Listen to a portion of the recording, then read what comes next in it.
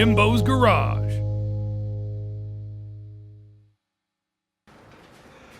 Good afternoon, everyone, and welcome back to Jimbo's Garage. Well, today's video is going to be I want to say, I don't know what to call it, a contemporary screen wall for a planter and a contemporary metal louvered gate.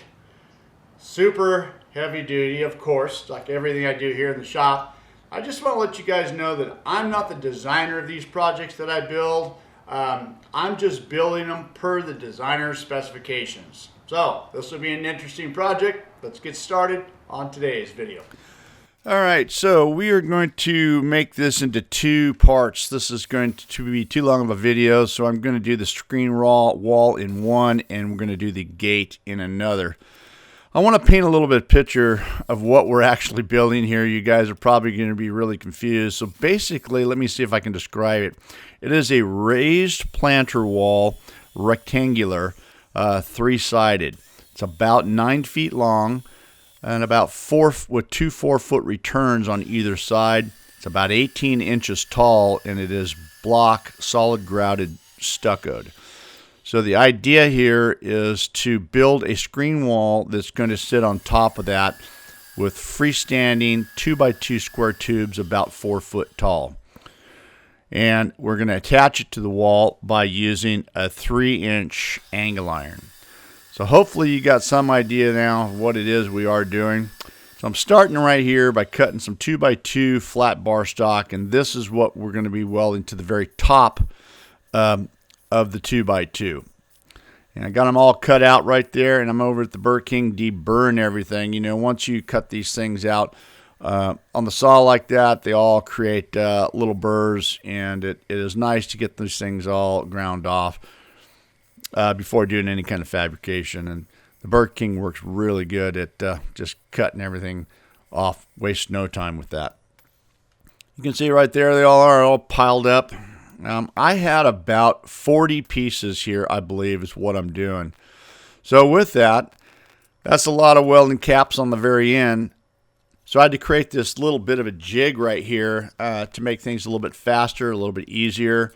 And it's just a simple piece of, a couple pieces of metal at a 90 degree. I got it clamped down to the welding table right here. And then I just throw a flat piece of the cap right in there, and then throw the tube right up next to it, and it held everything nice and straight. It cut down on the time right here doing that, and then once obviously we're doing that, then just welded it all the way around. Now ultimately I'm going to be grinding these things all smooth. But this process right here took a little bit of time, and you can see there's all 40 pieces right there, and they're all welded on the end. That's kind of boring, but took a long time, but got it done. If you thought that was boring, how about having to grind these all? Well, that's what's next. So it's one piece at a time right here. I put a brand new 60 grit ceramic flap disc from Mercer in here, and I like to use the 60 grit. You know, I've got all the different grits, and I found out for this type of situation, you know, the 60 works best for me. You know, the 40 and the 36 and the 24 are a little bit rough for this metal right here. This is going to go into powder coating. They definitely have their places, but for me on this situation right here, the 60 grit works pretty good. Less scratches, it takes the metal off at a good rate of speed, and you know, all 40 pieces right here with no problem for this flap disc. It's just one at a time, clamping it down, going around and getting all three edges. You know, working the grinder is definitely an art to it. There's not just, you just don't get in there and start grinding. It is definitely something that takes practice. I know it sounds crazy, but to get it just right, to get them to look right, and all the corners to line up, it's a little bit of, there's a little bit of art to it. So this is real speed right here. You can see each one of these really took me, I got to say, a minute. I don't know, maybe 2 minutes to do individually. Now you got to think, okay, so you got 40 of those. You know, hey, that's you know, an hour and a half or something like that. But I got to tell you, it took me a lot longer than an hour and a half to do it. I can only do like 4 or 5 at a time, and I had to take a break. It just gets monotonous, and it gets your arms get tired, and you just need to take some time. I ended up spending about 4 or 5 hours just getting these things ground down. I don't want to bore you with all that, but that's basically the way it went. All right, so with all that done, now it's time to get the piece of 3" by 3" angle iron cut. Now, I'm using a cutoff wheel right here. I couldn't quite get this in my saw on a 45, so I needed to use the cutoff wheel right here. And I'm using a 45 because these things have got to come together. If you remember, I've got a 4-foot return on either side, and the long piece is almost 9 feet. So when I put these pieces together, I kind of want them to look like they come together pretty close. Now, I don't know if the existing wall's square. I never checked that. I'm just assuming it is. So I've got a little flexibility here with this. I can move it around to get it close. So nevertheless, this is a 3" by 3" by 3/16 angle iron.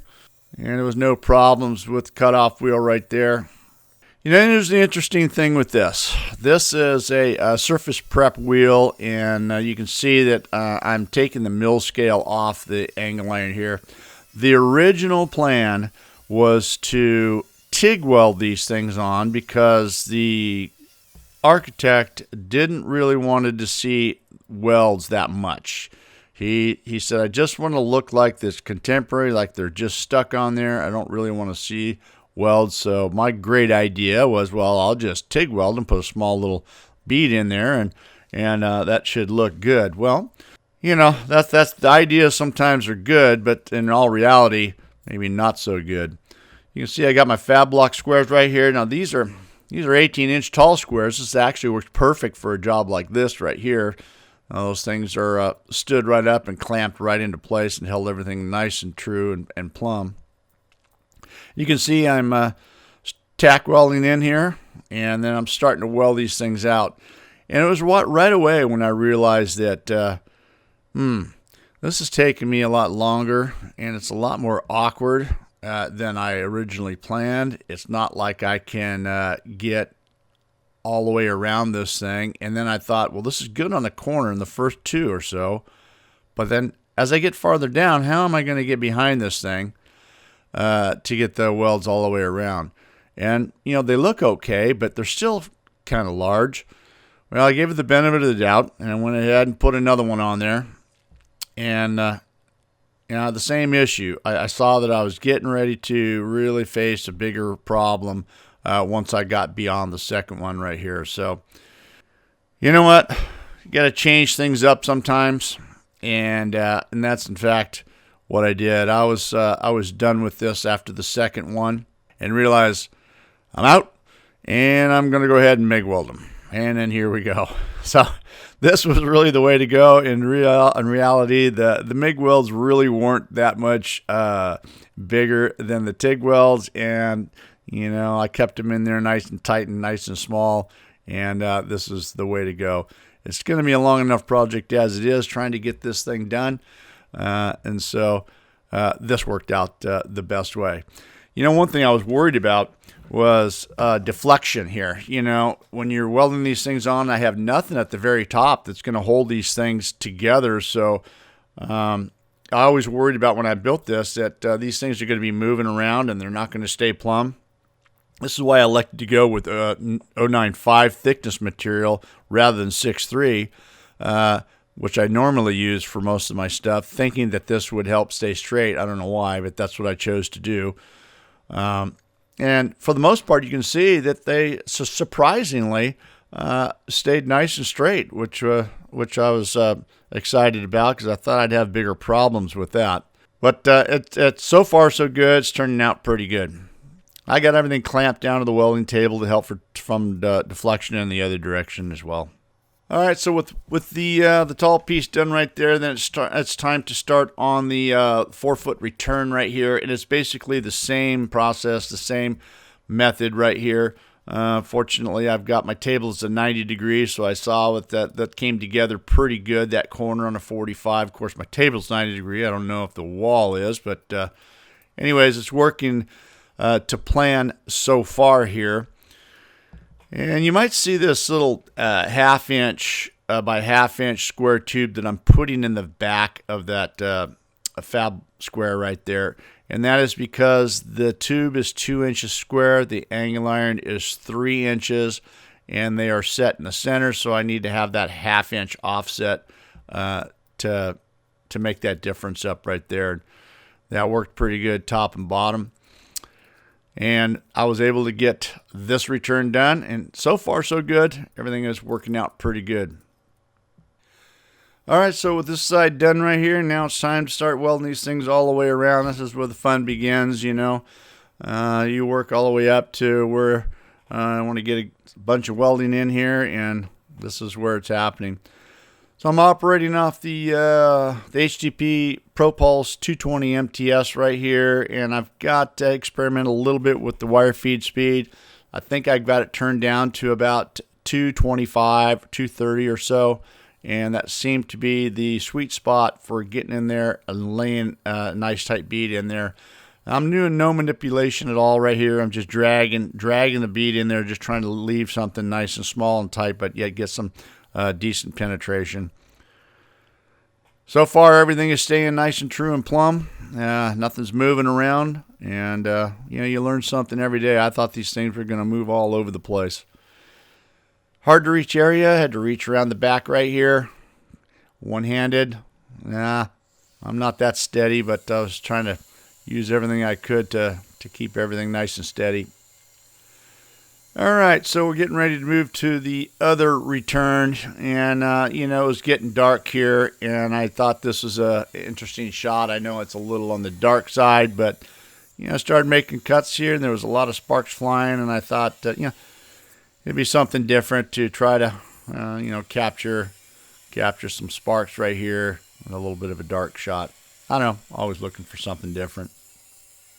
All right, well, here it is. The next day, the next night later, whatever it is, there was about a 30-degree temperature drop overnight. You see I went from shorts and a T-shirt to jeans and a long sleeve with my shop door down. I guess we were expecting some rain here that day, and it dropped quite a bit in temperature. Well, now I got this process down pretty good. Seems to be working pretty good, and I'm excited about the way it's all coming together now. And I hope you guys can kind of get a picture of what this actually is. I know it's kind of different. You can see there's a gap between the return there and the long section. That is because my table is slightly over 10 feet, and that the long section is just under 10 feet. And I'm just using that other end of the table to replicate the other return on the block. You know, there was a lot of pieces here. You know, I originally miscounted. I thought that I needed 40 pieces. I ended up using about 30. So I had some stuff left over, and I don't know, I saved it. We'll be using it for something.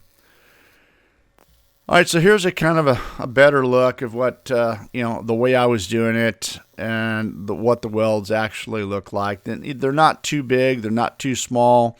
They're laid in there. Keep in mind that everything is going to be powder coated. So that's why I decided to keep everything as tight and small as I possibly could put it in there.